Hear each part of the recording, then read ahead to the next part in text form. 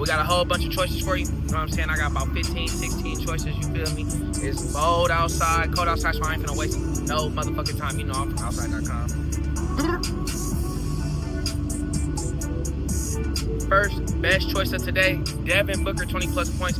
He leads his team in points per game, and he's covered this line 3 out of the last 5 games.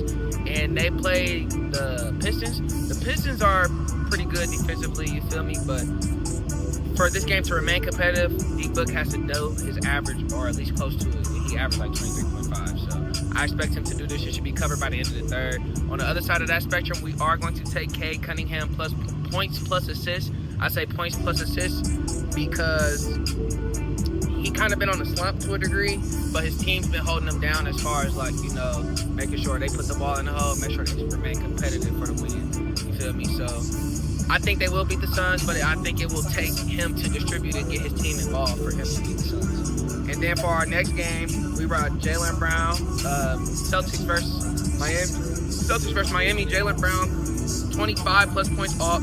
Top 10 in the league in points per game. He's been on a fucking tear, and I don't see nobody on Miami that can match up with him consistently for a whole straight 4 games. On the other side of that spectrum, we are going to take Norman Powell, 20+ points off. He leads his team in points per game, and he's covered this line 4 out of the last 5 games.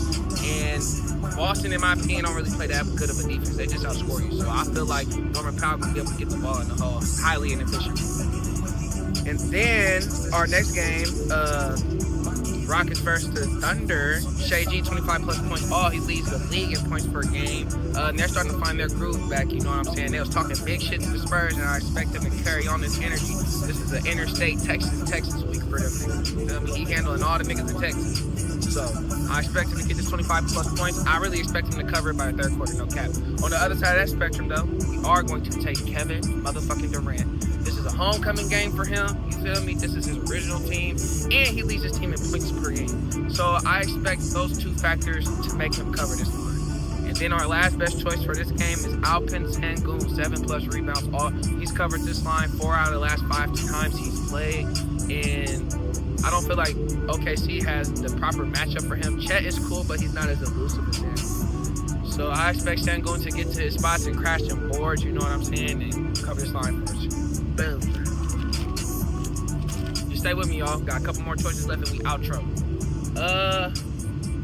The Knicks versus the Golden State Warriors. No Steph Curry tonight, so we're going to take Jalen Brunson, 20+ points. He leads his team in points per game. And I say the 20 and not the 25 or his natural line because they don't need all that for them to win. They just only need Jalen Brunson to do enough, and enough is 20+ points off. On the other side of that spectrum, first time ever choosing this man all year, Draymond Green. We're going to take Draymond Green for 5 rebounds off.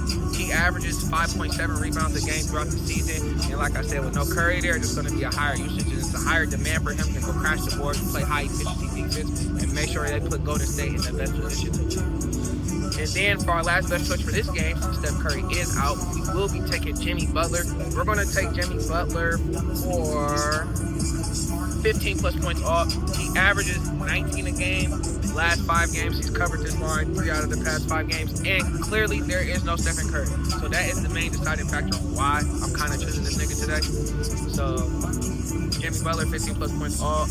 Then just a couple more games, y'all. We got Denny Avdija, 20+ points off. He leads his team in points per game. He's been out for a couple games because he had a back situation.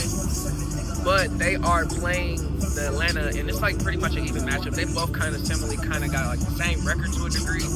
And they kind of play the same template, you know, strong forwards, cool bigs, cool points. It's going to be a good game. As long as we remain competitive, I see Denny Avdija covering this shit by half.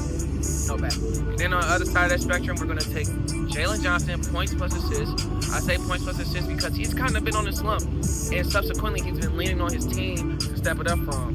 You know what I'm saying? But he's the one who's been giving his teammates the ball. Hence the reason why we're going to take those assists. I don't think he's going to be on a slump against the Blazers, but just in case, we're going to take the assists plus the points on that. And then our last game for tonight is the Hornets versus Lakers. We're going to take LaMelo Ball, 6+ assists. He leads his team in assists per game. And the Hornets are actually kind of been rocking and rolling for fuck with them, support with them. They've been balling.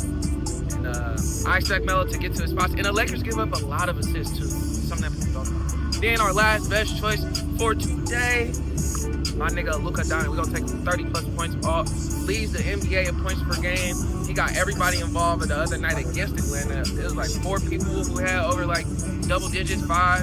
And that's just because Luka went crazy. Luka had 23 first half. I expect him to go crazy again because the Hornets is not enough something to undermine. You feel me? So as long as he keeps that in mind, he gonna cover. That's it, gang. Man, shout out my friends, fam, subscribers. Like, comment, subscribe. Tell me what you like. Tell me what you don't like. Wrong city, motherfucking